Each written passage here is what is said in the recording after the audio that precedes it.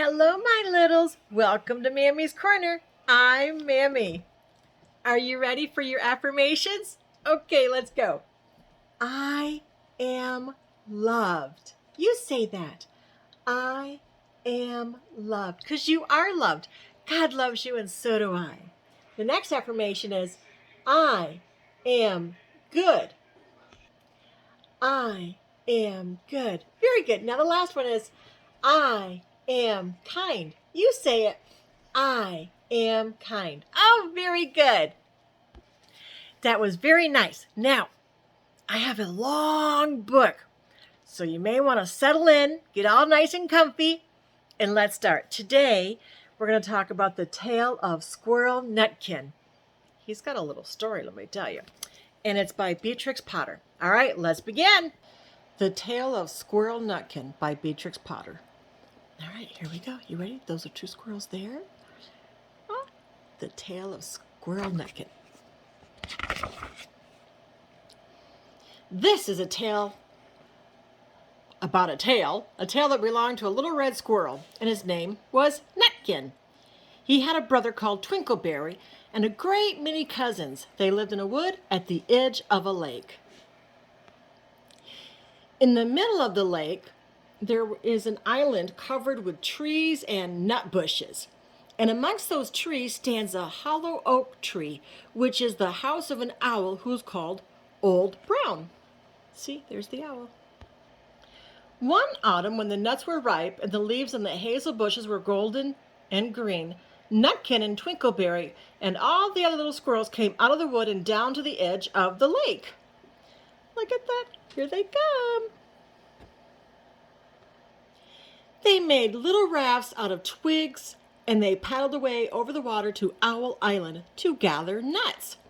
Each squirrel had a little sack and a large oar and spread out his tail for a sail. Look at that. Ready? We'll bring it closer. Look at that. Isn't that cool? They also took with them an offering of 3 fat mice as a present for Old Brown, and put them down upon his doorstep.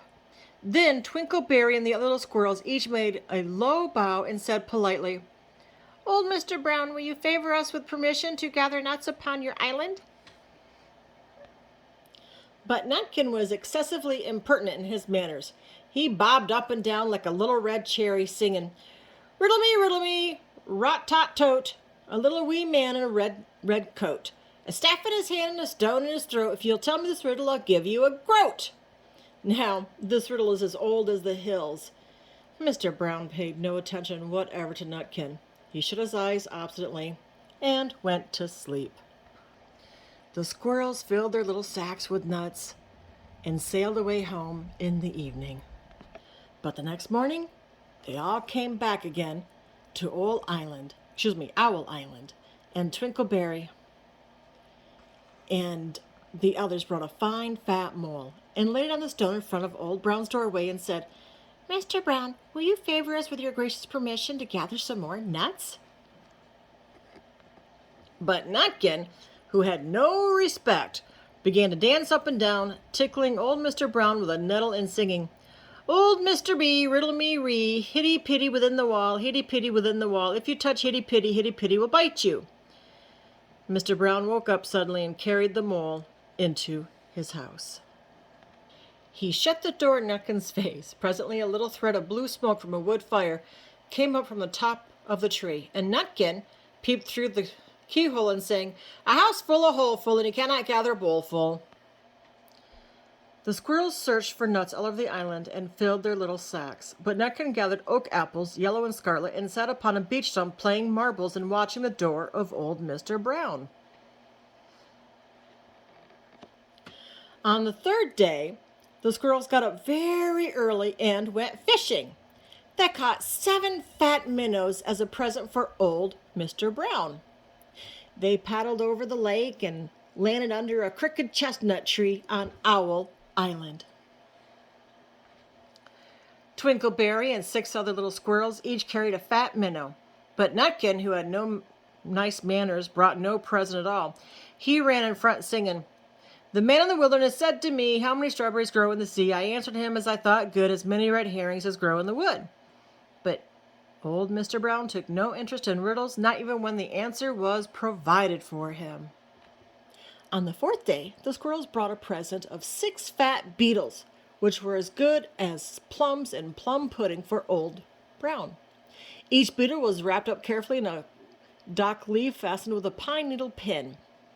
But Nutkin sang as rudely as ever.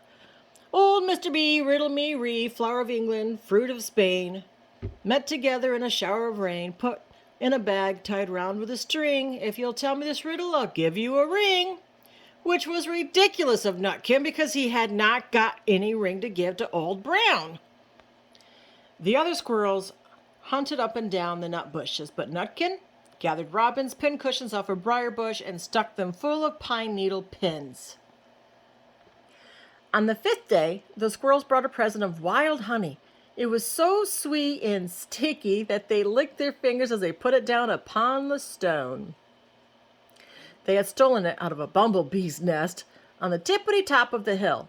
But Nutkin skipped up and down singing, I'm a bum buzz buzz, I'm a buzz bum buzz.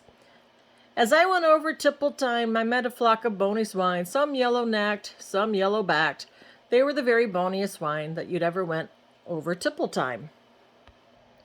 Old Mr. Brown turned up his eyes in disgust at the impertinence of Nutkin, but he ate up the honey, which means that he was getting very frustrated with Nutkin. Would you be? The squirrels filled their little sacks with nuts, but Nutkin sat upon a big flat rock and played 9 pins with a crabapple and green fir cones. On the 6th day, which was Saturday, the squirrels came again for the last time. They brought a new laid egg in a little rush basket as a last parting present for Old Brown. But Nutkin ran in front laughing and shouting, Humpty Dumpty lies in the beck with a white counterpane around his neck. 40 doctors and 40 wrights could not put Humpty Dumpty to rights. Now, old Mr. Brown took an interest in eggs. He opened his eye and shut it again, but still he did not speak. Nutkin became more and more impertinent. Old Mr. B, hickamore, on the king's kitchen door. All the king's horses and all the king's men couldn't drive hickamore off the king's kitchen door. Nutkin danced up and down like a sunbeam, but still, Old Brown said nothing at all. Nutkin began again. Arthur O'Bower has broken his band. He comes roaring up the land. The King of Scots with all his power cannot turn Arthur of the Bower. Nutkin made a whirring noise to sound like the wind.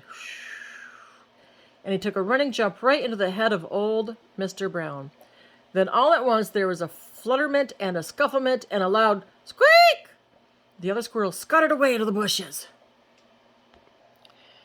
When they came back very cautiously, peeping around the tree, there was Old Brown sitting on the doorstep, quite still, with his eyes closed, as if nothing had happened.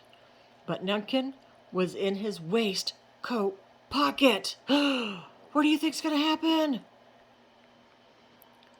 This looks like the end of the story, but it isn't.